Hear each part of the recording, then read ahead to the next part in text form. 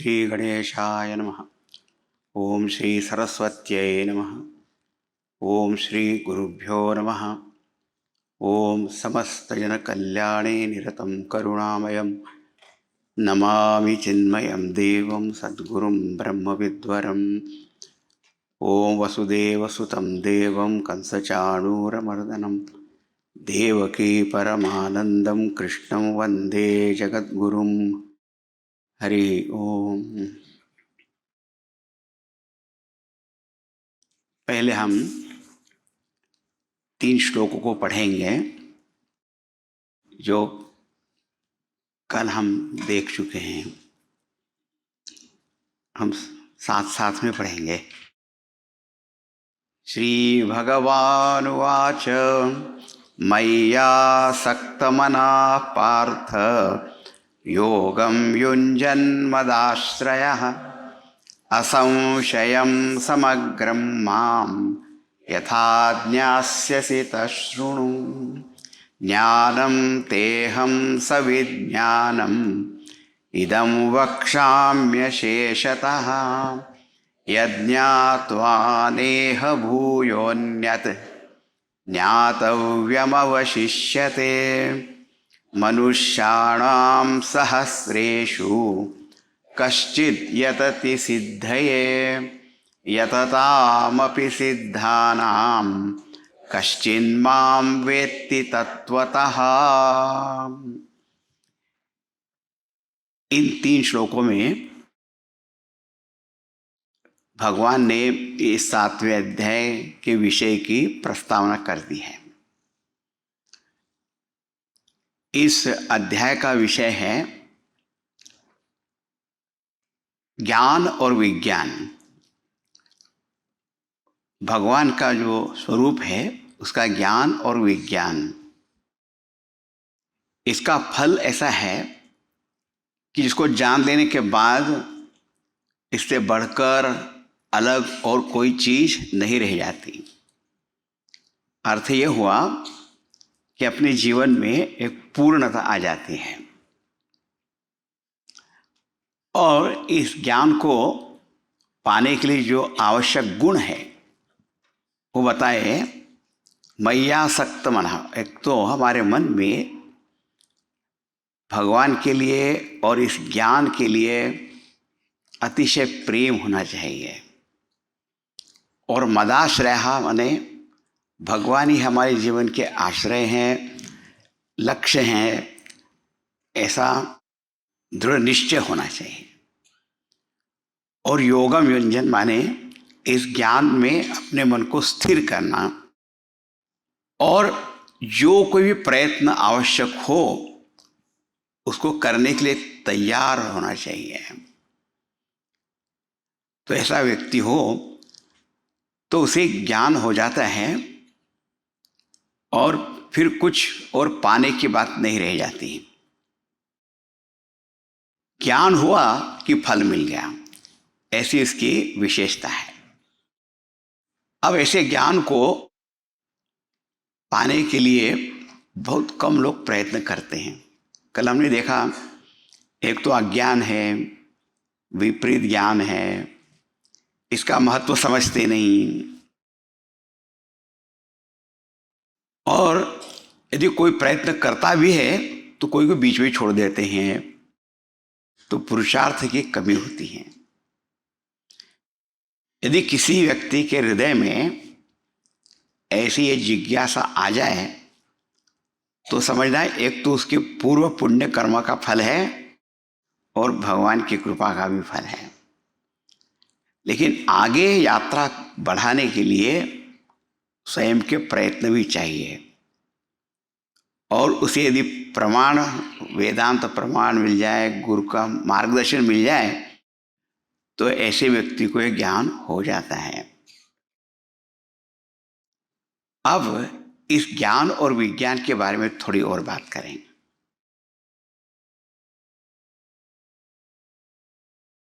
जब हम जगत को देखते हैं तो उसमें हमें क्या दिखाई देता है?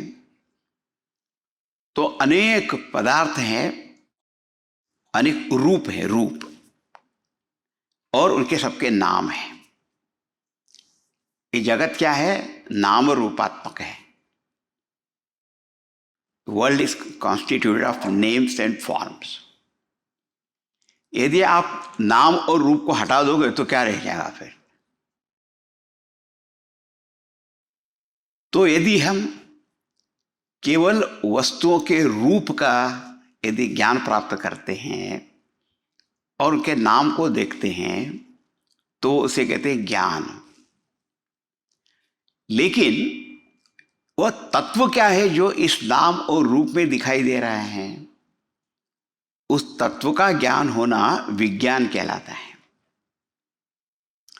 जैसे सोने के बने हुए बहुत सारे आभूषण हैं, many ornaments made of gold. अब इस ऑर्नामेंट्स होते ना, उनके नाम है, रूप भी है। नेकलेस गले में पहनने का होता है, अंगूठी है तो अब उंगली में पहनने की है। इस प्रकार उनके असत के नाम रूप हैं। अब यदि कोई व्यक्ति है, उसको ये मालूम है कि इस आभूषण का नाम ये है, ये इसका रूप है, इसका ये उपयोग है, उसको हम यहाँ पहन सकते हैं, उसको बेचने पर इतने पैसे मिल सकते हैं, ये सब ज्ञान है। लेकिन उसको मालूम ही नहीं है कि ये सोना है। तो जो असली तत्व है उसका तो ज्ञान ही नहीं है। ध्यान में रखना, एक माँ है, वो परेशान हो गई कि उसकी अंगूठी खो गई, ढूंढ रही है। उसकी छोटी बच्ची है, उसने कहा mummy why are you worried, अंगूठी नहीं है? देखो मेरे पास है अंगूठी है, आपको दे देती हूँ। उसकी अंगूठी थी ना, वो ब्रास की, पीतल की थी। माँ तो बड़ी खुश हो गई कि मेरी बच्ची कितनी प्यारी प्यारी है जो मुझे अंगूठी दे रही है। लेकिन ज़रा सोचो, वो जो माँ है वो अंगूठी को खोज रही थी कि सोने को खोज रही थी? वो पीतल की अंगूठी होती तो उसको खोज रही थी क्या? ध्यान में रखा, और सोना है, सोना इज गोल्ड। ये तो ये लो अंगूठी ले लो, उसमें क्या प्रॉब्लम है, पहन लो। तो जिस व्यक्ति को उस तत्व का ज्ञान है कि ये स्वर्ण है और उसके बने आभूषण है और नाम रूप यदि चले भी जाते हैं तो भी सोना जैसा का वैसे बना रहता है, और आपने उसको अलग अलग रूप दे भी दिए, आकार दे दिए, तो इसके सुवर्णत्व में कोई फर्क पड़ता है क्या? It remains gold only. आप उसको पिघला दो और पिघलाने के बाद कुछ नया रूप दे दो, हेमवत स्वयं अविक्रियम। वो जो हेम है, सोना है, उसमें कोई फर्क नहीं पड़ा। तो जब उस तत्व को समझ लेते हैं ना, तो आपकी फिर नाम और रूप में कोई आसक्ति नहीं रह जाएगी कि यही नाम होना चाहिए, यही रूप होना चाहिए। क्या फर्क पड़ता है फिर? हाँ, हमारे वेदांत कोर्स में विद्यार्थी आते हैं ना, जो कोर्स पूरा होता है और उनको जब दीक्षा देते हैं, हम उनका नाम बदल देते हैं। और नाम बदले वो तैयार भी रहते हुए, उसका नाम हो गया ब्रह्मचारी अमुक अमुक चैतन्य। कभी कभी क्या होता है मालूम है, वो ब्रह्मचारी या ब्रह्मचारिणी को नाम अच्छा नहीं लगता, तो मैंने कहा one more option is there, संन्यास लेते समय बदल देंगे वो। फिर तुम बता दो तुमको कौन सा नाम देना है चाहिए। नाम बदला, रूप बदला, तत्व तो बदला नहीं ना।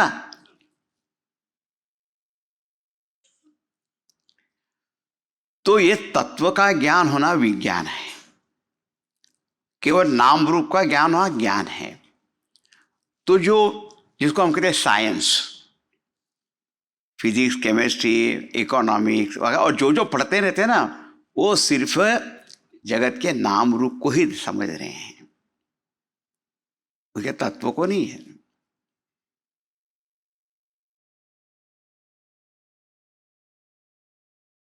ये स्पष्ट हो गई बात? अच्छा, अब थोड़ा और,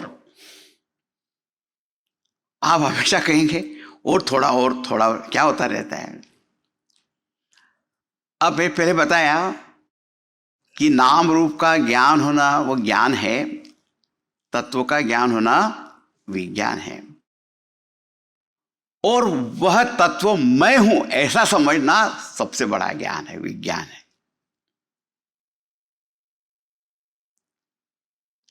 जहां तक उस जगत के जो परम तत्व को समझना है और वह मेरा ही स्वरूप है ऐसा समझना विज्ञान है। आगे हम देखते जाएंगे। हो सकता है किसी किसी को जो कभी ऐसा विषय पहली बार सुन रहे हो तो उनको लगेगा पता नहीं बड़ा कुछ कठिन है, लेकिन धीरे धीरे सुनते सुनते सब समझ में आ जाता है। एक व्यक्ति ने कहा, आप जो बता रहे थे मुझे कुछ समझ में नहीं आया, लेकिन मजा आ रहा था, सुनने में मजा आ रहा था। यदि आपको मजा आ रहा हो तो बहुत बढ़िया बात है। हाँ,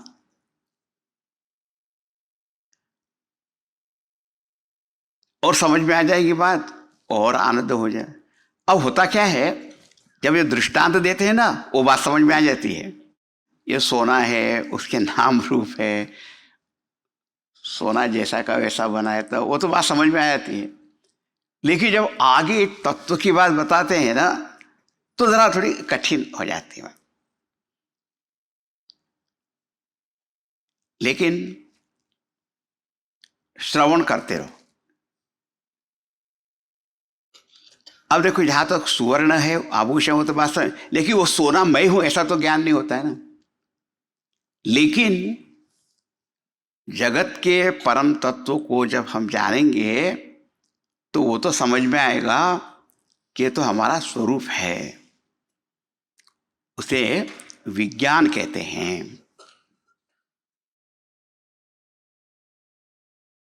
वेदांत की भाषा में उसको अपरोक्ष ज्ञान कहते हैं। डायरेक्ट ज्ञान ऐसा है कि मैं हूं। अब ज्ञान विज्ञान को संक्षेप में हमने समझ लिया। अब पहले भगवान बताना शुरू करते हैं, क्योंकि उन्होंने कहा था मैं तुम्हें ज्ञान विज्ञान बताऊंगा। तो भगवान जब कुछ वचन देते हैं ना, तो उसको पूरा भी तो करते हैं ना। तो ऐसा शुरुआत करते, कहाँ से शुरुआत करेंगे? ये जगत हमारे सामने है, वहां से शुरुआत करते हैं। वहीं से तो शुरुआत कर सकते हैं। इसलिए बता रहे हैं आप भगवान। अब ये चौथा श्लोक आप देखना। भूमिरापो नलो वायुः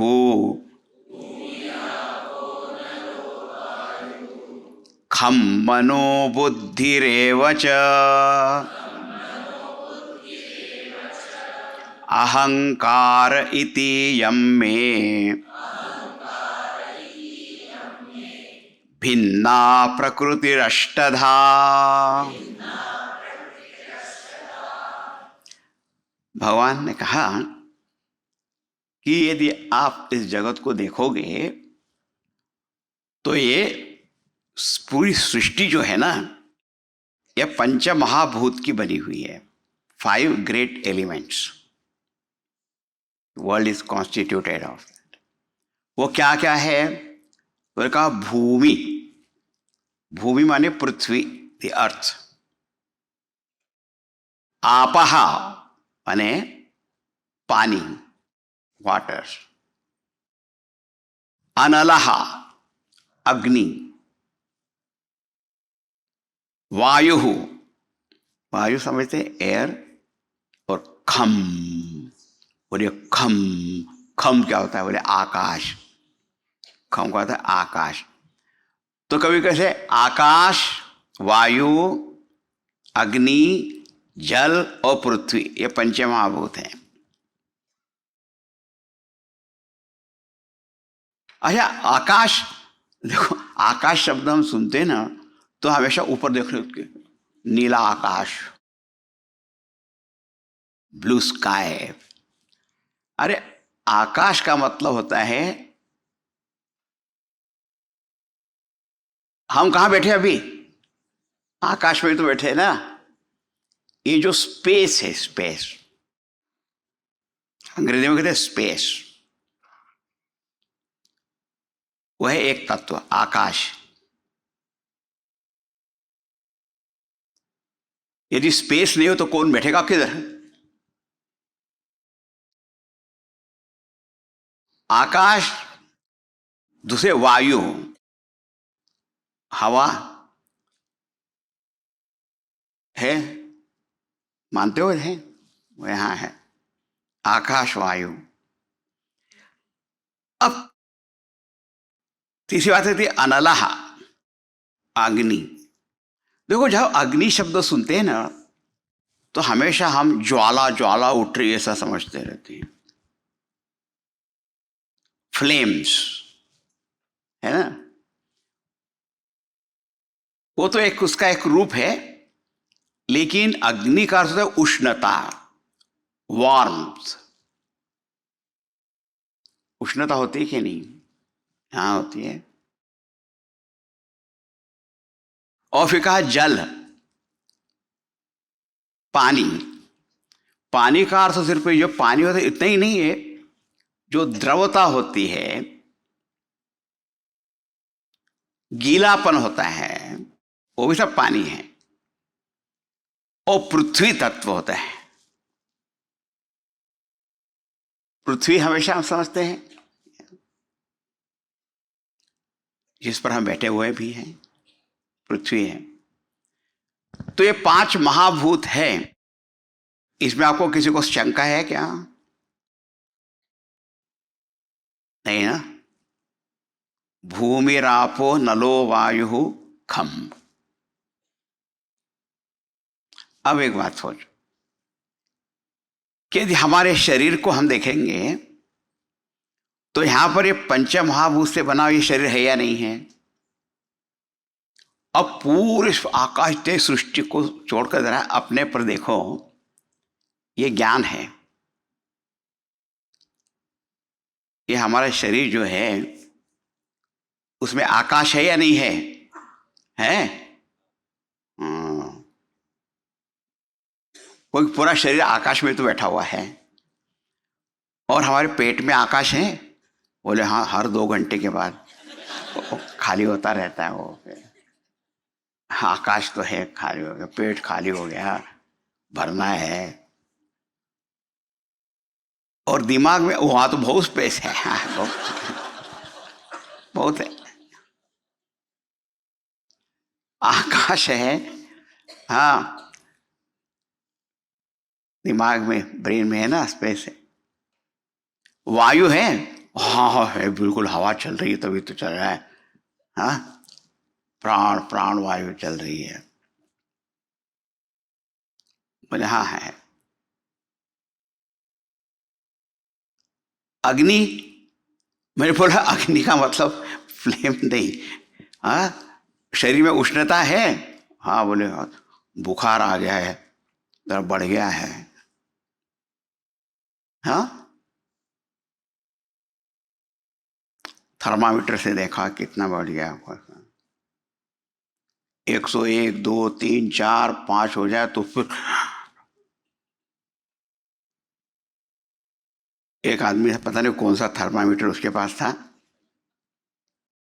उसकी पत्नी को बुखार, वो डॉक्टर को बोलता है, डॉक्टर साहब इसको 110 बुखार हो गया है। 110। तो उन्हें कहा फायर ब्रिगेड को बुलाओ।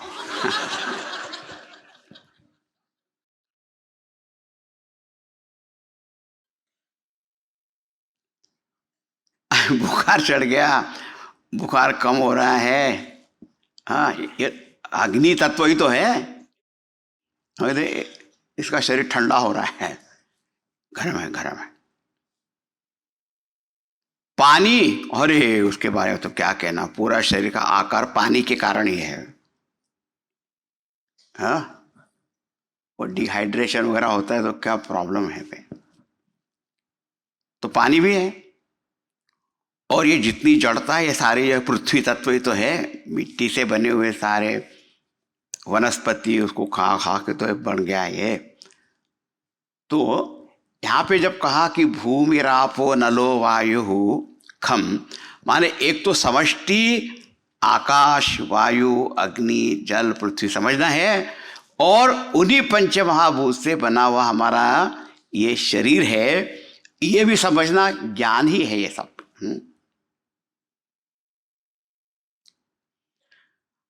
फिर आगे कहते हैं ये जो पंच महाभूत हैं, इनका भी एक सूक्ष्म रूप होता है, स्थूल रूप होता है।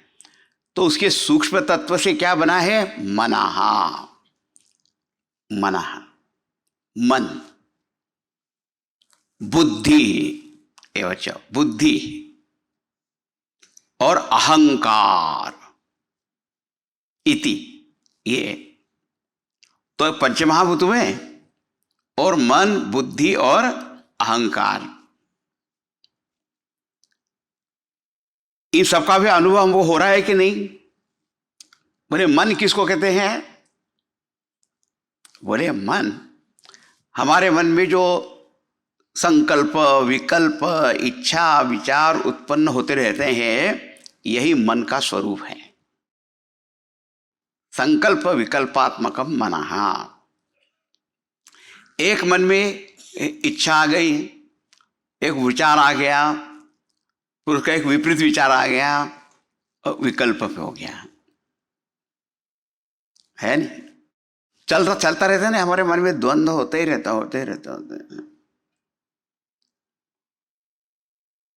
सुबह जल्दी उठ जाएंगे, आ गया विचार, 5 बजे तो उठ ही जाएंगे। फिर दूसरा, इतने जल्दी उठने की क्या जरूरत है?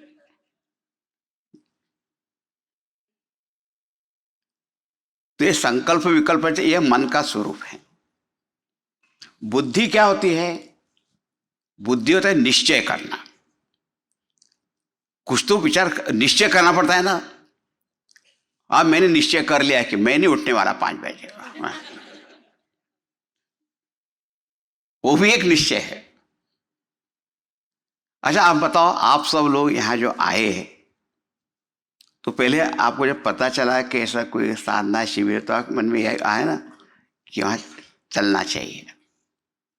आया? बोले आया। फिर दूसरे भी विकल्प आए होंगे, क्योंकि दूसरे लोग बहुत मजेदार होते हैं। क्या जरूरत है वहां जाने की?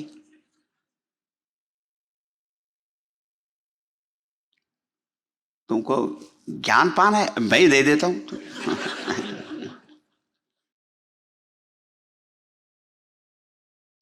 और अब सारे YouTube पे सब कुछ रखा हुआ है, तो कभी अपने मन में आता है, कभी दूसरे भी डालते रहते हैं। तो वो जाए, अरे नहीं, बहुत समय के बाद एक कैंप होने वाला है, और स्वामी जी आने वाले हैं, और स्वामी को और काम क्या है?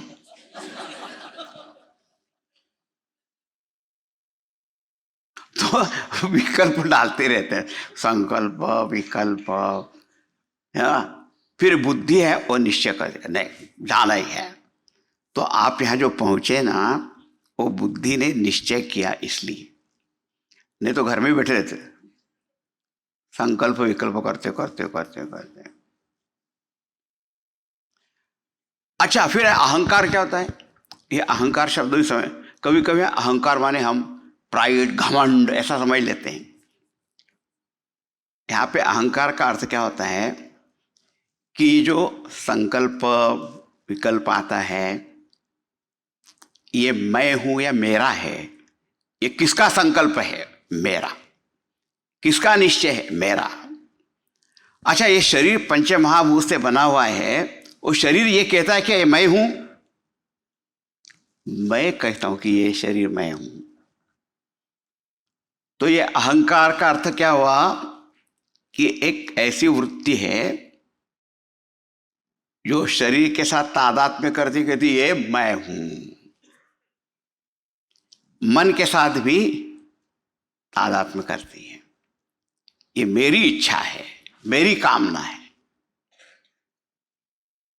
ये मेरा निश्चय है। ये अहम वृत्ति हो गई। फिर जो कर्म करेंगे, मैं इस कर्म को करने वाला हूं, मैं इसका फल भोगने वाला हूं, ये अहंकार वृत्ति। एक हमारा व्यक्तिगत मन भी होता है, एक समष्टि भी होता है। वो उधर जाने की जरूरत नहीं, अपने आप को देखे तो वो ठीक है। हाँ, तो पंच महाभूत हैं और उनसे बना हुआ हमारा ये शरीर भी है। यह मन, बुद्धि, अहंकार, आप देख रहे हैं अपने, बहुत हमारा ध्यान जाता ही नहीं है इन विषयों पे। तो कितने फैक्टर्स हो गए? बोले 8। पंचमहाभूत, मन, बुद्धि, अहंकार। भगवान ने कहा इसी को कहते अष्टधा प्रकृति। भगवान ने कहा ये मेरी 8 फोल्ड प्रकृति है। प्रकृति, प्रकृति शब्द के बहुत सारे अर्थ होते हैं। प्रकृति एक ऐसा मैटर है जो इस अनेक रूप में प्रकट होता है। प्रकर्षेण कृति योग्यत्वात् प्रकृति उच्यते। जैसे एक सोना है ना, और उसके अलग अलग आभूषण बनाए जाते हैं, तो सारे आभूषणों का कारण वो सोना प्रकृति है, उसी अनेक प्रकार आकृति उत्पन्न होती रहती है। तो जब ये सृष्टि रूप में आ गई ना आप, तो हमको दिखाई दे रही है। लेकिन ये सब प्रकट होने के पहले एक ऐसा मैटर है, वो एक प्रकृति है, फिर 8 प्रकार से प्रकट हो गई। ये अष्टधा प्रकृति है, 8 फोल्ड नेचर।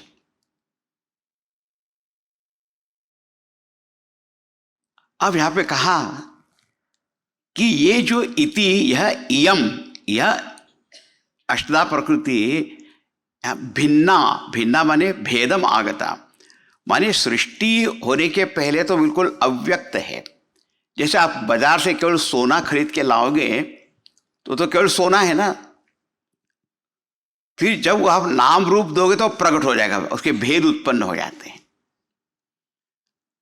एक प्रकृति है, पहले बिल्कुल अनमैनिफेस्ट अव्यक्त रूप में है, फिर व्यक्त होती है, तो इसे 8 प्रकार से प्रकट हो गई।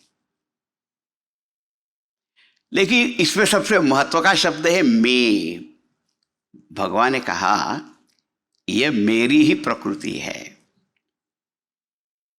जिसको आप मैटर वगैरह बोलते हो, जिसको आपने आकाश, वायु, अग्नि जब कहा, अब साइंस जो हम पढ़ते हो, क्या इसी का तो ज्ञान प्राप्त कर रहे हैं ना हम लोग। जनरल प्रॉपर्टीज ऑफ मैटर है, लाइट, हीट, इलेक्ट्रिसिटी, मैग्नेटिज्म, ये तो है ना। आप और ज्ञान को सा प्राप्त करें, बताओ। इलेक्ट्रॉनिक्स है, अच्छा है ना। अभी आर्टिफिशियल इंटेलिजेंस भी है, करो। ये सब इसी से जुड़े हुए हैं, सब ये सब ज्ञान ही है। तो भगवान ने कहा यह तो एक एस्पेक्ट हुआ गया मेरा। भगवान ने मैं प्रकृति, मेरी ही एक प्रकृति है जो इस 8 रूप में प्रकट हो गई। अब इसमें आपको किसी को शंका है क्या? पंचमहाभूत है या नहीं है? है। इन्हें बनाए शरीर है, दिख रहा है? हाँ बिल्कुल दिख रहा है। और मन बुद्धि अहंकार है। Any doubt? वो नहीं, ये तो है, लेकिन ये भगवान का ही एक रूप है, ये हमको नहीं मालूम। हाँ, ये नहीं मालूम। भगवान ने कहा ये मेरी अष्टधा प्रकृति है। फिर कहा कि अर्जुन, बात समाप्त नहीं हुई, थोड़ा और आगे बढ़ना है। बोले क्या बढ़ना है आगे? तो अगला श्लोक देखो। अपरेयमितस्त्वन्याम् प्रकृतिं विद्धि मे पराम् जीवभूतां महाबाहो ययेदं धार्यते जगत्।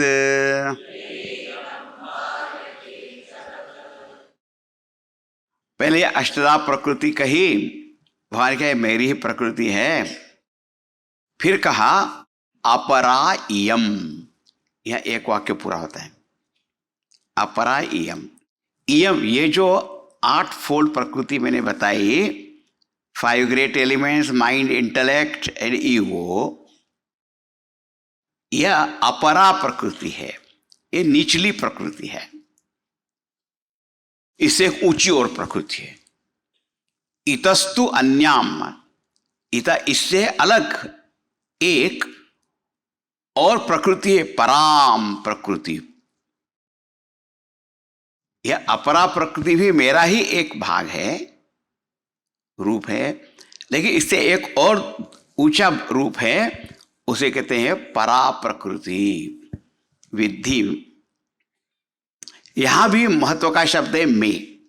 भगवान ने कहा यह परा प्रकृति भी मेरा ही एक रूप है।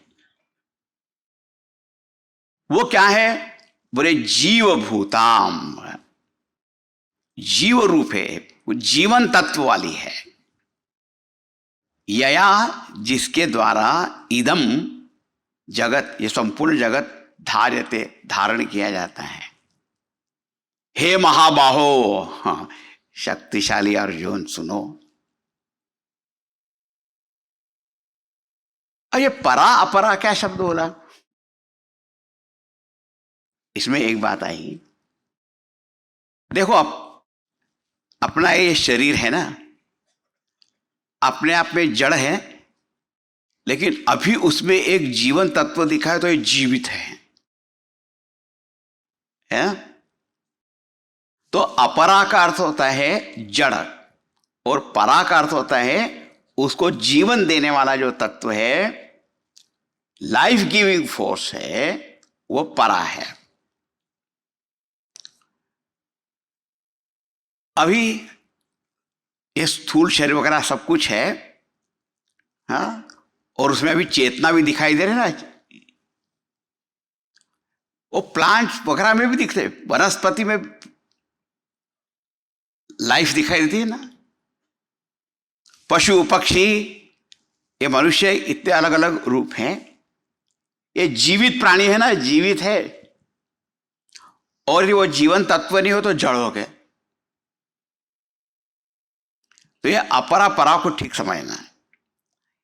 ये जो अष्टधा प्रकृति अपने आप में जड़ है, लेकिन उसको चेतना देने वाला एक जीव तत्व भी है।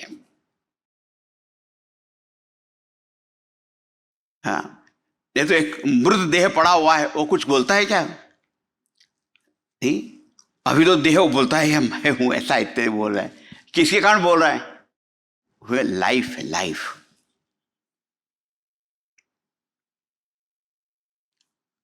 जड़ शब्द का अर्थ भी समझ लेना। जड़ माने इनर्ट, इनसेंशिएंट, माने which does not have its own life. अभी एक बात है, एक पंखा है और उसमें इलेक्ट्रिक करंट जाता है तो घूमता है पंखा, तो पंखा जो है ना वो जड़ है, हम समझ लेते हैं। वो बिजली जड़ है कि चेतन है? बड़ा प्रश्न आ गया। हाँ, वो हमें लगता है ओ बिजली का पंखा घूम तो बिजली जो है ना वो चेतन है। हाँ हाँ हाँ, वो भी जड़ है। ये तो क्या होगा मालूम है? एक देह मृत पड़ा हुआ है ना, उसमें बिजली करंट पास करो, उड़ जाएगा वो। वो तो इलेक्ट्रिक्यूशन हो जाएगा, तो वाह खत्म ही हो जाएगा। तो जिसको हम मैटर कहते हैं और जिसको हम एनर्जी कहते हैं, वो मैटर तो जड़ है, लेकिन जिसको आप एनर्जी बोलते हैं ना, ऊर्जा, वो भी जड़ है। वो गति दे सकती है, मूवमेंट दे सकती है, लेकिन जीवन तत्व नहीं दे सकती। हाँ, वो तो कुछ और ही बात है।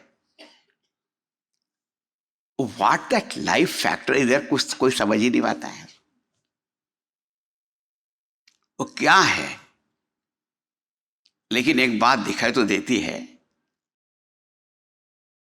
देखो, ये हारमोनियम वगैरह ऐसा अपने आप में जड़ तत्व दिखाई देते हैं, ये हमारे देह भी अपने आप में ऐसे ही है।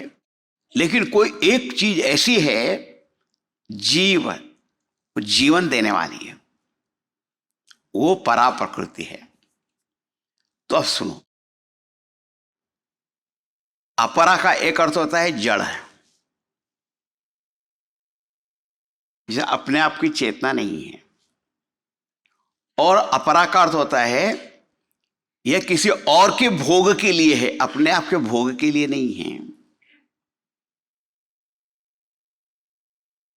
हाँ, जड़त्वात् परार्थत्वात्,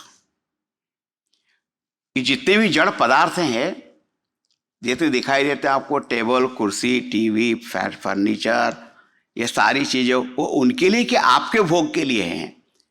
सो सारी जड़ सृष्टि चेतन जीव के भोग के लिए है, वो उससे ऊंचा हो गया। हाँ, सारे पद किसके लिए है? बोले मेरे लिए है।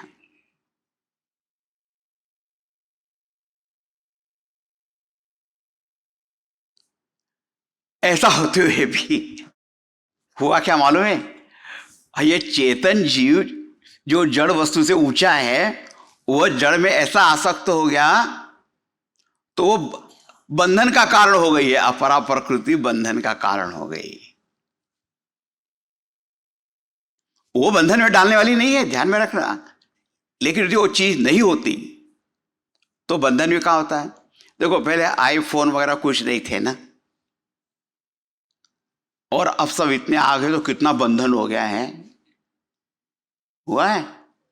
हाँ बाबा रे बाबा, सारे बच्चों को यदि आप दोगे नहीं हाथ में तो हो से गुस्सा हो जाते हैं वहां पे सर। हाँ। तो ये अपरा शब्द ध्यान से सुनने का है। एक तो ये जड़ है, वो किसी और के भोग के लिए है। It is meant for a living and being, not for itself.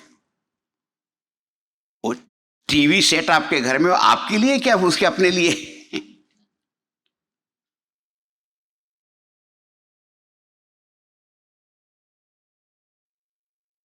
तो जिसके लिए भोग के लिए है वो ऊंचा होगा, लेकिन फिर भी ये बंधन का कारण बन जाते हैं। हम है ये सब चीजों से ऐसे बंधे हुए हैं, बाबा रे बाबा।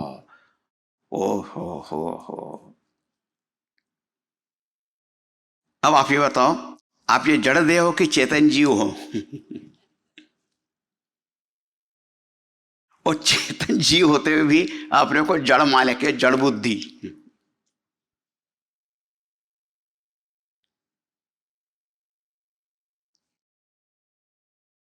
इन विषयों पर हम कभी सोचते नहीं हैं। और फिर हमारे जीवन में इतना दुख क्यों है अज्ञान है, पहले बता दिया।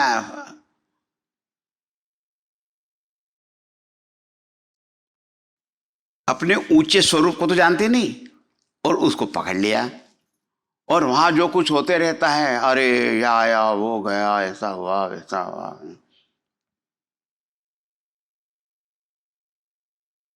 तो अपरा माने जड़ है, परार्थत्वात् के और के लिए, और बंधन कारणत्वात् वो बंधन का कारण बन जाती है। अपने आप में नहीं, लेकिन हम ही उसमें आसक्त हो जाते हैं, राइट। तो भगवान ने कहा ये जीवभूत प्रकृति है, यया जिसके द्वारा ये जड़ जगत भी है, वो उसकी स्थिरता दिखाई दे। इसलिए देखें, जब तक इस शरीर में ये चेतन जीव रहता है, ये शरीर बना रहता है कि नहीं, नहीं तो फिर क्या, सारा का सारा डिसइंटीग्रेट हो गया, सारे पंच महाभूत में विलीन हो गया। तो जैसे एक शरीर को धारण करने वाला एक जीव है, तो पूरा संपूर्ण ब्रह्मांड कैसे धारण किया हुआ है, ध्यान से रखना। वहां भी ये चैतन्य तत्व प्रकट हुआ है, पूरे जगत धारण किया हुआ है।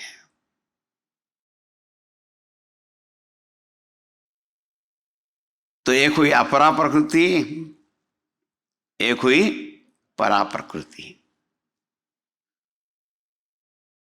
ये सब हम अनुभव करके देख सकते हैं। ये मैंने कहा है अध्यात्म विद्या है। ये नहीं कि स्वर्ग में जाने के बाद आपको कुछ देखने की बात, यहीं के यहीं पर आप देख रहे हो कि नहीं देख रहे, और कहीं किसी लैबोरेटरी में जाने की जरूरत नहीं। हाँ,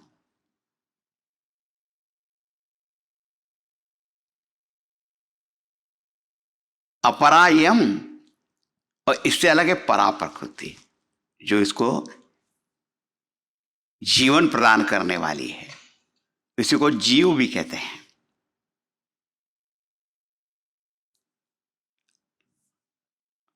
भगवान ने कहा अर्जुन समझ में आ गया? हाँ हाँ समझ में आ गया। क्या समझ में आया? और जो आपने बताया, पर मैंने क्या बताया वो तो आपको मालूम है।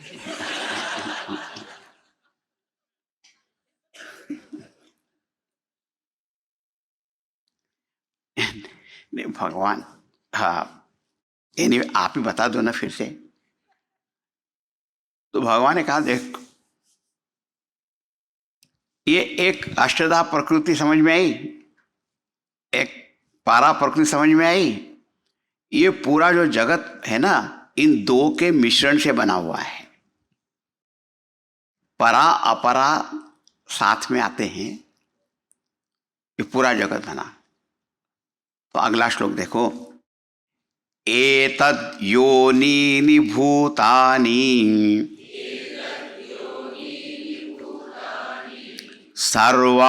सर्वाणीत्युपधारय अहं कृष्णस्य जगतः प्रभवः प्रलयस्तथा। अब भगवान ने कहा उपधारय, उपधारय में अच्छी तरह से समझ लो, जान लो, समझ लो और धारण कर लो। क्या?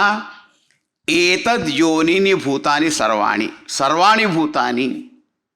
भूत शब्द से घबरा मत जाना, बोले तो भूत बाबरे भूत है क्या?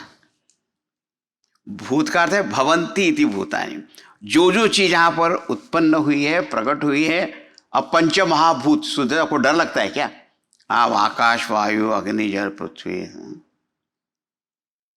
जो जो चीज प्रकट हुई है, ऑल बीइंग्स, भूतानि, all that which exist, all these beings, सर्वाणि भूतानि।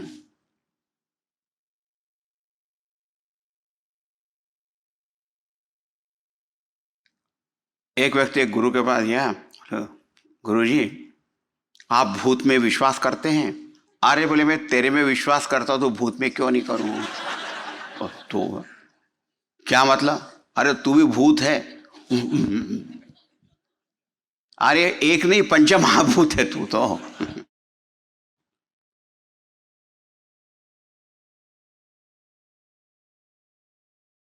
हाँ, तो सर्वाणि भूतानि, ये जो जो चीज यहां पर प्रकट हुई है, हाँ, पूरी सृष्टि में एतद योनिनी, माने ये परा और अपरा प्रकृति जो है ना, यही उसके कारण है। योनि का अर्थ है कारण है, कारण। So all that which exists here, the cause of that is this परा प्रकृति है, अपरा प्रकृति। इसको अपने देह में देख लो। आई एम कॉम्बिनेशन ऑफ फॉर्ना, कि एक मेरा स्थूल शरीर है, ये अपरा प्रकृति हो गई। और अभी जीवन तत्व प्रकट हुआ है, तो यहीं पे देख रहे हो कि नहीं देख रहे? बोले हाँ देख रहे हैं। तो ये परा अपरा दिख तो रही है। एतत् परापरे, ये परा और अपरा पे यही योनि कारण है। सर्वाणि भूतानि,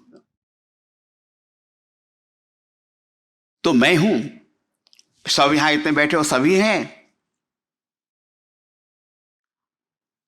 पेड़ पौधे, पशु पक्षी, उन सब में भी तो एक जड़ प्रकृति भी है और दूसरी चेतन रूप भी है। दिख रहा है, बिल्कुल स्पष्ट दिख रहा है।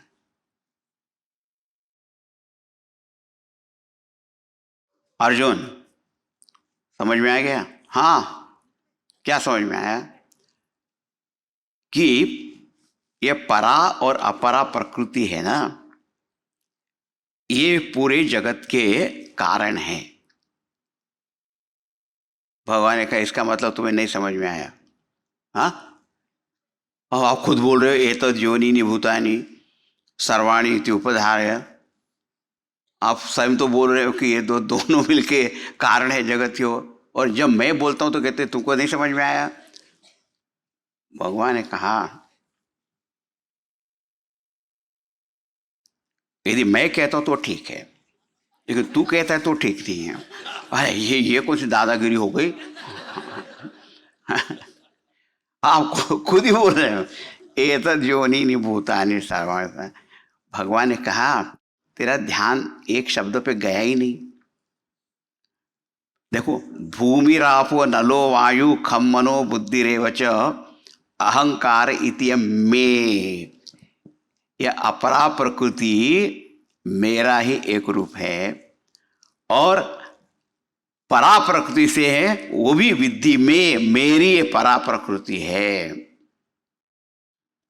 तो अपरा प्रकृति भी मेरा ही एक रूप है और परा प्रकृति मेरा रूप है, तो सबका कारण मैं हुआ कि नहीं? हाँ, ओ भगवान का अहम कृष्णस्य जगतः, मैं ही कृष्ण सर्वस्य, ये सर्व संपूर्ण जगत का प्रभवः माने उत्पत्ति स्थान मैं हूं, कारण मैं हूं, प्रलय सदा इसका पूरी लीड मुझ में ही होती है। वो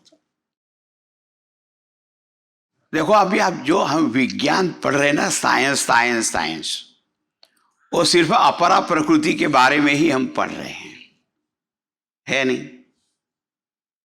सोच लो, वो फिजिक्स हो, केमिस्ट्री हो, इलेक्ट्रॉनिक्स हो, जो जो पढ़ रहे हैं वो सब अपरा प्रकृति के बारे में कर रहे हैं। लेकिन ये चेतन जीव क्या, वो किसी को समझ में ही नहीं आ रहा है। इसीलिए साइंस में भी व्हाट इज दिस कॉन्शियसनेस एक बहुत बड़ा प्रॉब्लम है, उनको समझ में नहीं आता है। What is this life force, समझ में?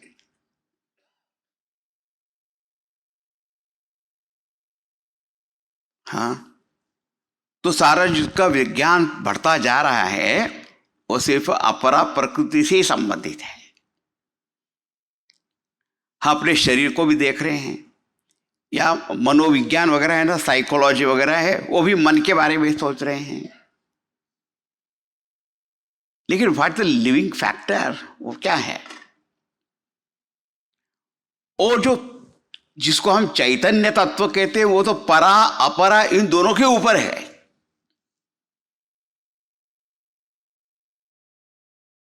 भगवान ने कहा ये एक मेरा भाग हो गया है। One aspect of me is the lower nature, and one is higher. Lower का मतलब है जड़ है और हायर में ये चेतन है। लेकिन अहम अहम अहम जो है वो चैतन्य रूप तो इससे भी ऊंचा है। जब हम उस अहम चैतन्य को जानोगे तो वो विज्ञान हो गया। बहुत बार क्या होता है मालूम है, बहुत से लोग ये 7वां अध्याय पढ़ लेंगे और कहा भगवान ने कहा मैं तुमको ज्ञान बताऊंगा विज्ञान बताऊंगा, लेकिन मैं तो पूरा अध्याय पढ़ गया, मुझे तो कुछ समझ में नहीं आया, कदर ज्ञान विज्ञान बताया। बता रहा हूं ऐसा होता है। जब तक हम अपरा प्रकृति को समझ रहे हैं, परा को समझ रहे हैं, दोनों के कॉम्बिनेशन को भी देखे, वो सब ज्ञान है। लेकिन अहम कृष्ण से जब समझ वो विज्ञान हो गया। सो संपूर्ण जो जगत है उसका मूल कारण जो है, भगवान ने कहा अहम, वो मैं हूं। और अहम शब्द का अर्थ होता है शुद्ध चैतन्य स्वरूप। देखो ये जो साइंस वगैरह है ना, वो भी ये मानते हैं कि जगत का कोई कारण होना चाहिए, कोई cause must be there. But वो जो कॉज है वो हमेशा अनादर जड़ वस्तु को ही तो कॉज समझते हैं कि नहीं। So in the origin of this creation there is only inert work, that only is manifesting. वेदांत कहता है नहीं, पूरे जगत के इसमें मूल जो तत्व है वो चैतन्य है, जड़ नहीं है। अहम कृष्ण से जगत प्रभव प्रलयस्तथा। तो अपरा परा इसके बारे में हम जानते हैं, वो ज्ञान है। लेकिन जो दोनों का ही कारण है, उससे भी ऊंचा है, वह अहम, वह भगवान कहते वो मेरा स्वरूप है। इसलिए जो पहले कहा ना असंशयम समग्रम माम यथा ज्ञास्यसि, अर्जुन कहना मैं तो आपको जानता हूं देवकी नंदन यश और वसुदेव नंदन। भगवान ने कहा अरे पूरे जगत का कारण मैं हूं, तुझे पता था? और हाँ हाँ हाँ,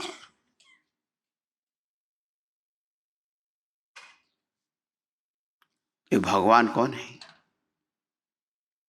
ये जो शुद्ध शुद्ध चैतन्य वो क्या है?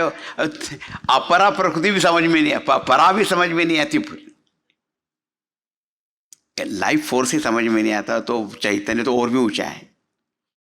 वह एक ऐसा शुद्ध चैतन्य है, वह इसका एक रूप हो गया अपरा और दूसरा परा।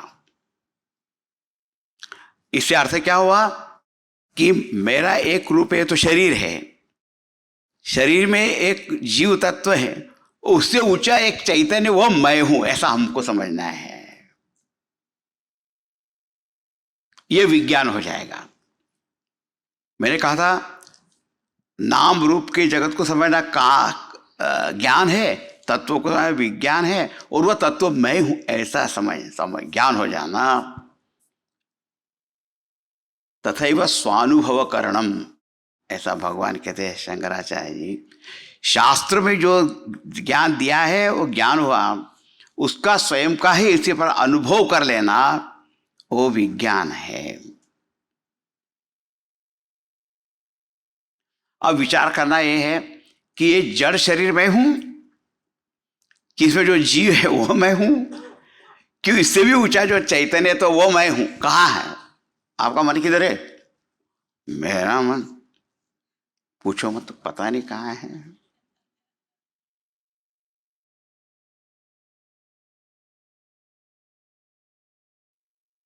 ये ज्ञान विज्ञान ये जान है तो फिर उसके बाद जानने की कोई चीज रह जाती है? कुछ नहीं रह जाती। ये जो भगवान ने कहा हम कृष्ण से जगत प्रभव प्रलय तथा, मैं इसका कहा यहीं से उत्पन्न होती है, पूरी सृष्टि वहीं पे लीन हो जाती है। भगवान का वो मैं हूं।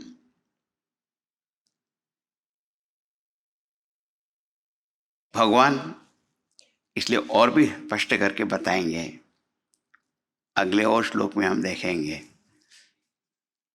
थक तो नहीं गए ना? इसलिए भगवान का नाम स्मरण करते रहना चाहिए।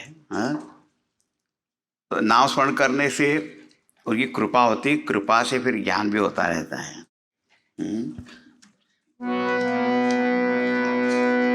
हरि बोल हरि बोल, हरि हरि बोल,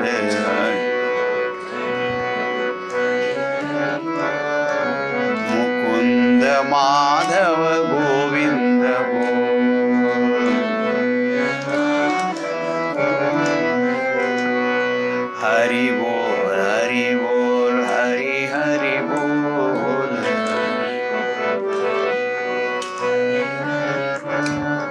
मुकुंद माधव गोविंद बोल,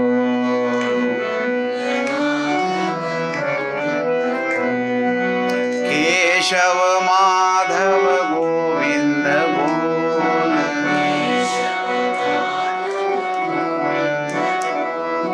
केशव माधव गोविंद बोल,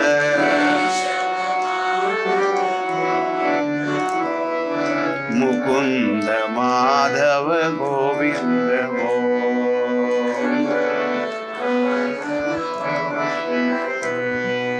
मुकुंद माधव गोविंद बोल,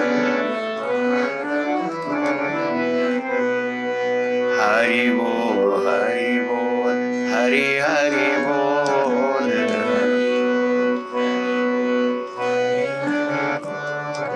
मुकुंद माधव गोविंद बोल,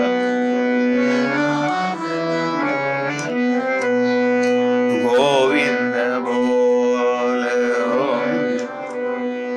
गोविंद बोल। श्री कृष्णचंद्र भगवान की जय, श्री सद्गुरुनाथ महाराज की जय। ओम पूर्णमदः पूर्णमिदं पूर्णात् पूर्णमुदच्यते, पूर्णस्य पूर्णमादाय पूर्णमेवावशिष्यते। ओम शांति शांति शांति। हरि ओम। श्री गुरुभ्यो नमः। हरि ओम।